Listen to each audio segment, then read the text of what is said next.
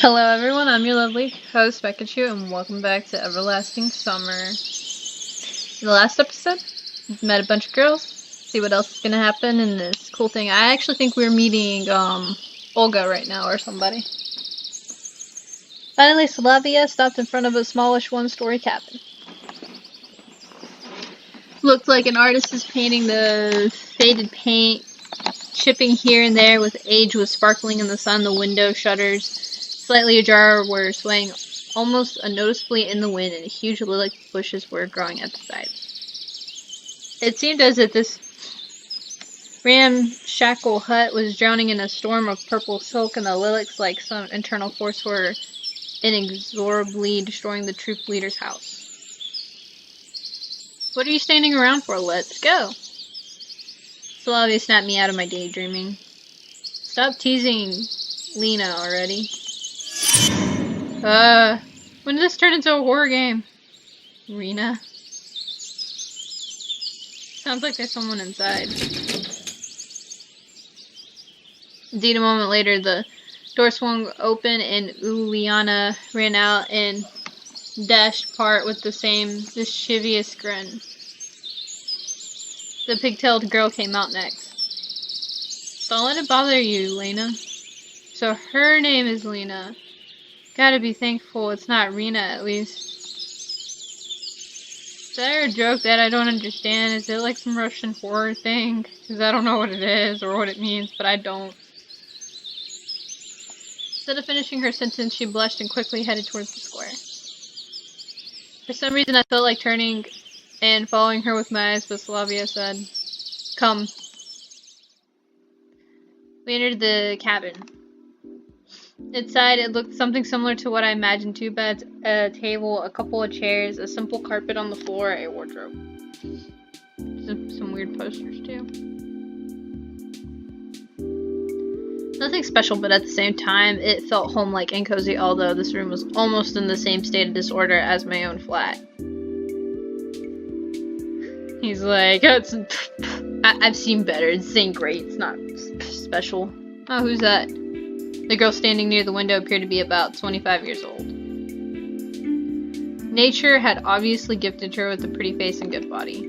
At least one thing that can keep you happy in this pandemonium: the locals are beautiful. And they are so fine. You're finally here. Excellent. My name is Olga, I don't want to say your last, Dmitrievna, I don't know, I'm the camp leader. Nice to meet you, I'm Simon. I'll call you Simon. I decided to talk as if I wasn't surprised by anything that was going on. She came closer. We've been expecting you since early morning. You have? What? Nani steru. Just kidding, it's Japanese. That's not even Russian. I do not know Russian at all.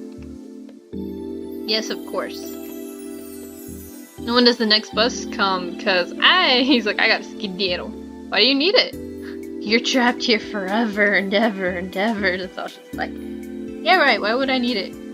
Guess I shouldn't ask direct questions. The people here may react to them quite unlike how I'd prefer. And I doubt I'd get any answers. No reason, just curious. By the way, where are we exactly? Our mailing address, I mean. I wanted to send a letter to my parents to tell them I got here fine. For some reason, I had the desperate idea that if I played along, I would find something out.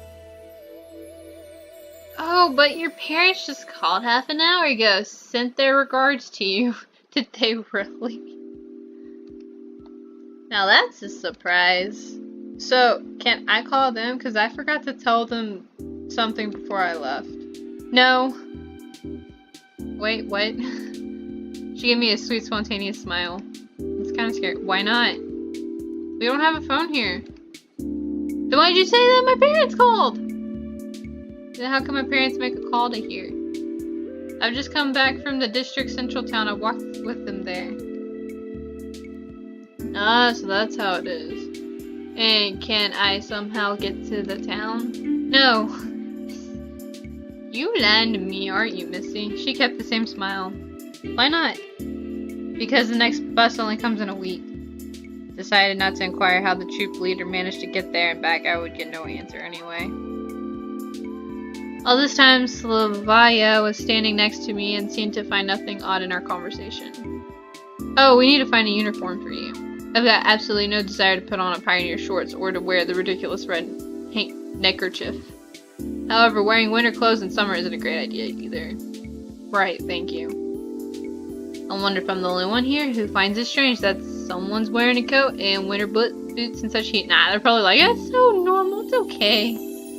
You're completely normal, don't worry about it. Rightio, I'll be off then and you can get yourself acquainted with the camp. Don't forget to come to dinner in the evening. What if I don't want to go to dinner? You might eat me for dinner. Having said that, she walked out of the cabin. No, walked is not the right word. She rushed out. Ended up alone with Slavaya. I must go too. I got things to do.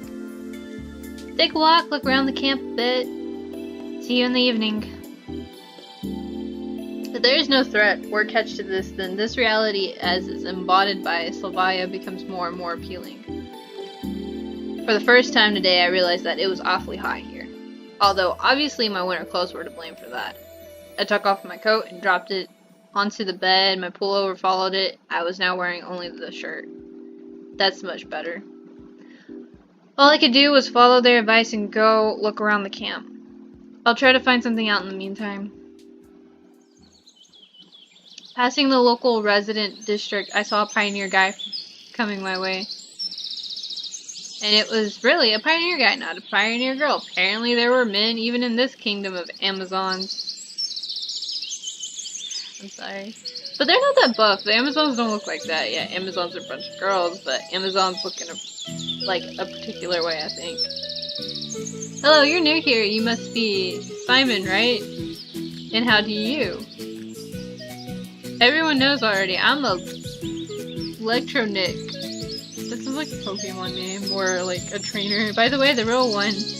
Wait, what? The real one? You can call me that. Why would you not be real? Electronic was a robot. Oh, robot. A robot character appearing in popular Soviet film and book series. He looked like an exact copy of a school kid called Sergei Shizakov. Electric Nick is a real one. Things are gonna from crazy to completely insane. Oh, right. He's like, get me out of here. I wanna deal with a robot. Ulania also calls me cheesy. Cheesy? On toast with mushrooms? What? Because my name is Cheesecloth. I see. Let me show you around. I accepted his offer, as it would have taken much longer to get to know this place alone. Fine, let's go. We ended up at the square again, as if this place was all there is to this camp. Lena was sitting on one of the benches reading some book. Electronic confidently approached her. Hello, Lena. Meet the new guy, Simon. He started briskly. Hello. Well, you could say we've already met in a way. Yes.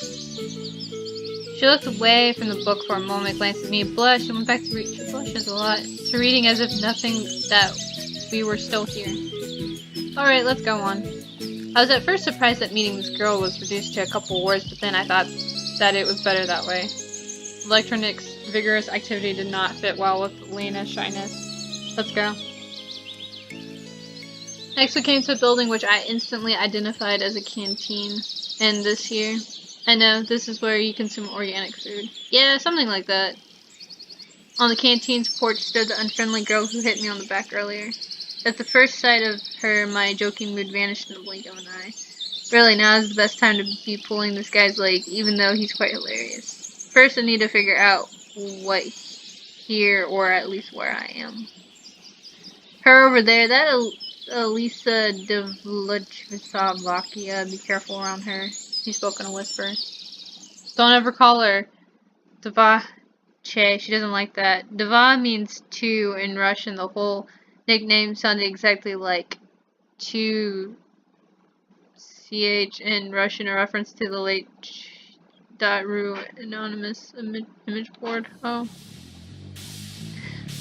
Oh, she's mad. What did you say? What did you call me? She must have heard him. In the blink of an eye, Alyssa jumped down from the porch and dashed towards us. Alright, you'll manage from here on where Electric took his heel. Run after him. Dude, I'm gonna do nothing, because why not? I don't want to run after him. Alyssa, running past, stopped for a moment and growled. I'll deal with you later. Deal with me? What did I do wrong?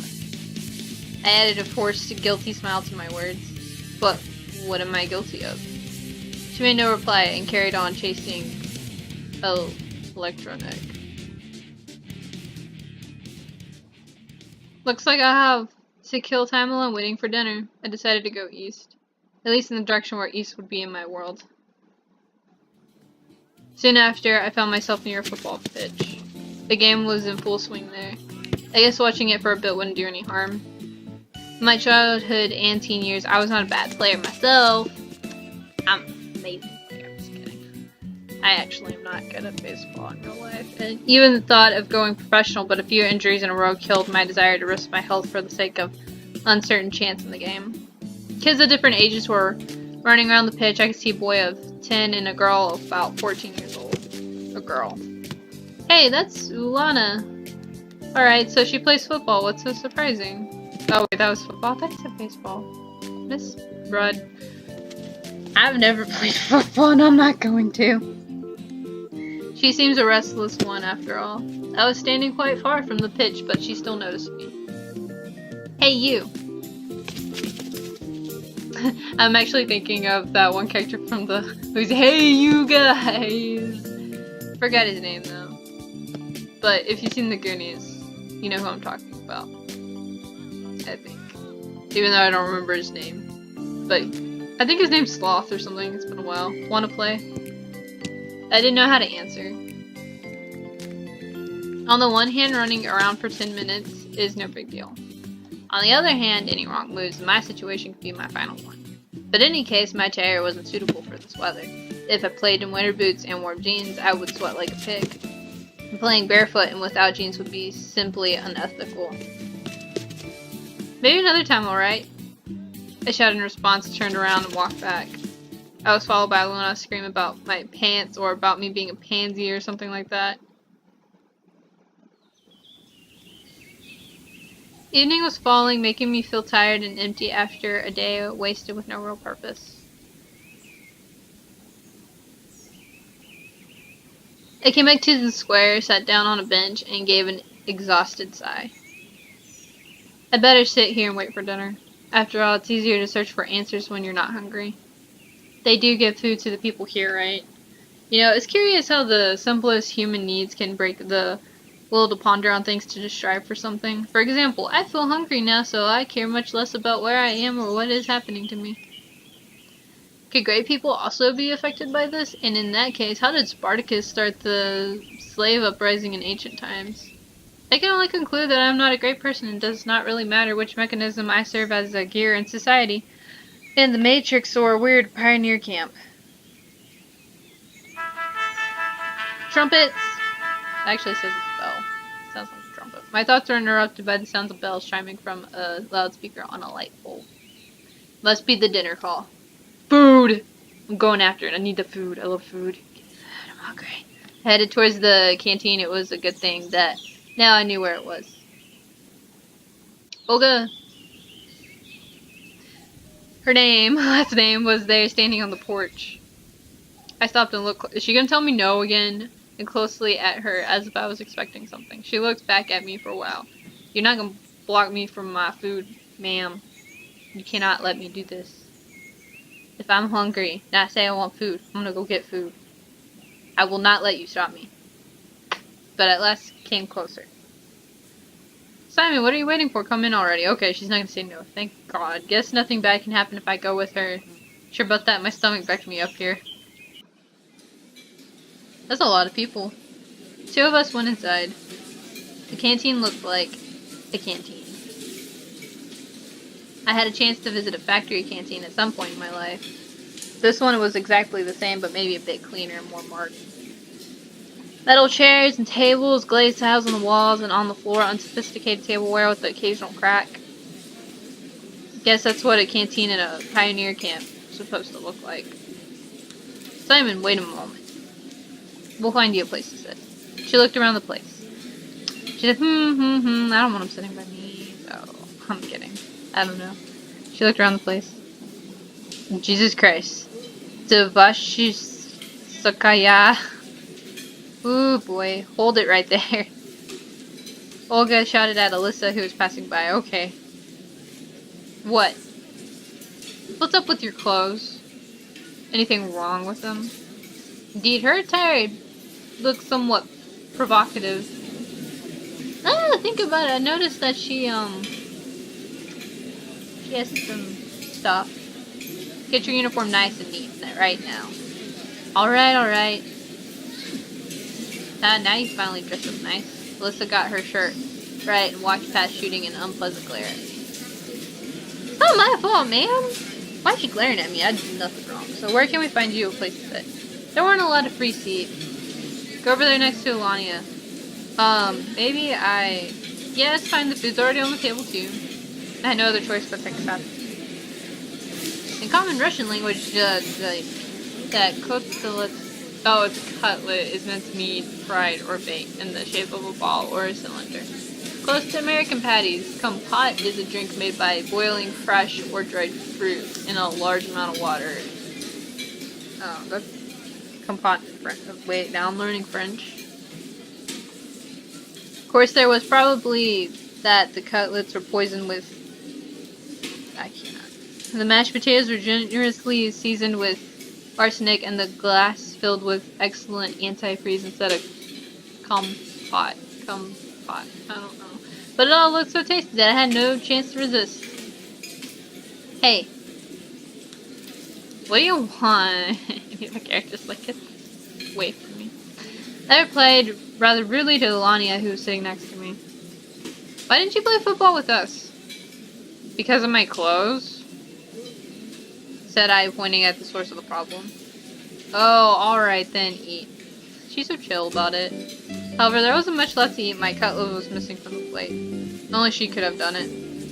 No, more precisely, none but Melania could have done it. Give me back my cutlet. In a big family, yes, snooze you lose. That's true. Take food when you can. It can cost you a cutlet if you are careless. Give it back, I'm telling you. Attempt to take the cutlet. Do not. Dude, I'm taking it back. That is mine. I will fight for it. That is my food. Even though I'm not really sure if I like cutlets in real life, but if I was in the situation I'm hungry, and normally camp food actually doesn't taste that bad most of the time, I'm taking it. Give me. I looked at her menacingly and was about to reach out my hand. See, I don't have it. Indeed, Ulania's plate was empty. It seemed that this little girl eats as fast as she steals someone's cutlet. Take it easy. We'll work something out now. She got my plate and ran off. There was no point in following her. If they wanted to poison me here, they could have done it in a much easier way. About a minute later, Ulania returned to hand me the plate with a steaming hot cutlet on it. Here's one for the starving.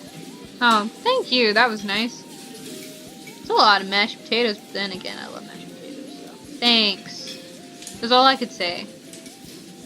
Why does fake food look so good? Like, I always want to eat stuff that, like, I see in anime and whatever. I was so hungry that my suspicions were gone in a flash. I picked up the cutlet with my fork hand. What the? Oi! Who put a centipede in my thing? Some bug. No, not a bug. An insect. It's got legs and it's wiggling. The plate fell to the floor and broke into pieces. The chair hit me hard on my leg while falling. I've disliked insects since I was a child, but then when this creepy color ollies appear on my plate, that's just way too much. You little... Lonnie seemed ready for a twist and was already at the door laughing as if she had just heard a fresh stand-up comedy joke. Dashed after her. We ran out of the canteen.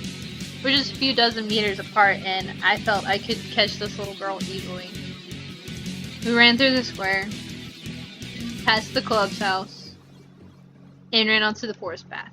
I started to gasp for breath. I should have quit smoking, I guess. Melania passed out at the sight on the next turn. It can't be true that she managed to get away from me. It simply can't. I stopped and tried to catch my breath again. Night was falling. Looks like I'm lost. It's a bad idea to stay in the woods at night. Better get back to the camp. However, I had absolutely no clue which way to go. Well, gotta choose at random.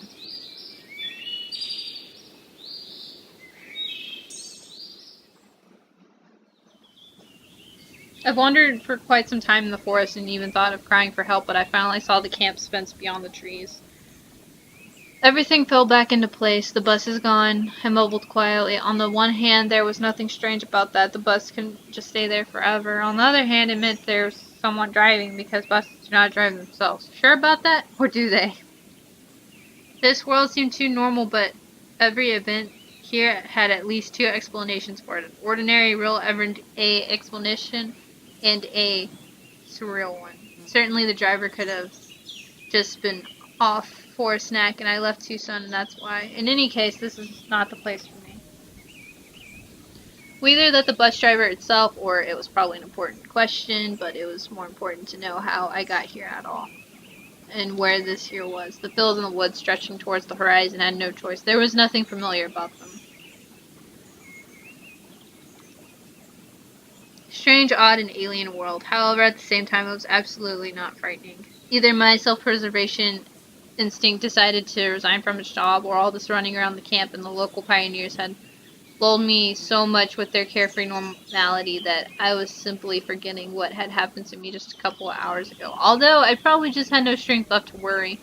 All I wanted was some peace, calmness. I wanted to just take a break from it all, and only after that would I continue looking for the answers ready and reloaded. However, that would be some time later. And what about now? Can I allow myself to relax? I mean, I guess you did because it's nighttime. It got completely dark, and in any case, it was better to spend the night in the camp. I was about to head back when someone came up silently from behind. Slavaya. Hello, what are you doing here so late? It was Slavaya standing before me. I was so surprised that I jumped. So you didn't catch Uliana, did you? She smiled. Nodded disappointingly and sighed. No wonder. No one ever has. Yeah, she's a real rocket girl. She could have found a better use for her energy than looking for adventures. You must be hungry. Didn't you manage to have dinner after all? Indeed, I have completely forgot about my hunger, but all these words of hers, my stomach drew attention to itself by giving a traitorous rumble. Smiled. Let's go then. What, is the canteen still open? It's alright, I have the keys. The keys? Yes, I have the keys to all the facilities in this camp. How come?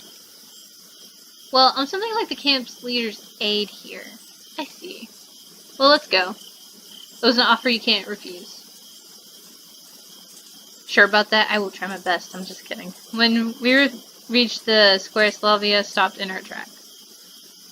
Excuse me, I should warn my roommate that I'll be late. She's so punctual herself that she'll be worried otherwise.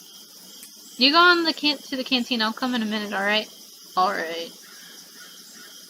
I really did not expect to find someone aside from myself there at such a late hour, and that somebody was apparently trying hopelessly to open the door. Without any secret thoughts, I walked up onto the porch. The lockpicker turned out to be Alyssa. Aw, man, I should have probably kept off and waited. She looked at me intently for a while and said, Don't just stand there, give me a hand or something. She's so rude. Gary! Meaning, help me open the door. Jesus Christ, man, I just got over here. Don't be mean. Why? Because I want some buns and kefir. Dinner wasn't big enough. Is that really a good idea? Aren't you hungry yourself, huh? Delania didn't let you have a normal dinner, did she? She smiled sarcastically. It's true she didn't. It's fine, Slovakia will come now and... What? Guess I shouldn't have said that. I'm off then. And you'll pay for this. You owe me 2 already. For what? What'd I do? Having said that, Alyssa disappeared into the night. And what was the first one? Exactly, right? All I remember is you just being mean to me and all that jazz. So Valia didn't keep me waiting for too long. Is everything alright? Yeah, why are you asking? No reason, it's nothing. It would be better if I didn't tell her about Alyssa. Everything's fine. I said that and immediately heard a note of dishonesty in my voice. Well, shall we go? As for Slavia, she seemed out not to have noticed anything. Or at least she was pretending she hadn't. We entered the canteen, and I think this is where I'm going to cut the video and stop it. I actually thought, like, I played the game, and it was a while for me to, like, save the game. I want to show you guys something cool. It actually takes me a while to remember how to save the game. Let's see, save. Go back. I'm gonna go back here, and then if you click exit, isn't that cute? She's like, it's like, do you really want to quit the game? And it's like, yes or no. And it's like, oh, no, I don't quit the game. You don't want to leave, do you? And I'm like, oh, now I don't want to quit the game. But I just really like how that looks, and it's really cool. But anyways, that's it for this video. I hope you enjoyed it, and I hope I will see all you guys again later. Bye.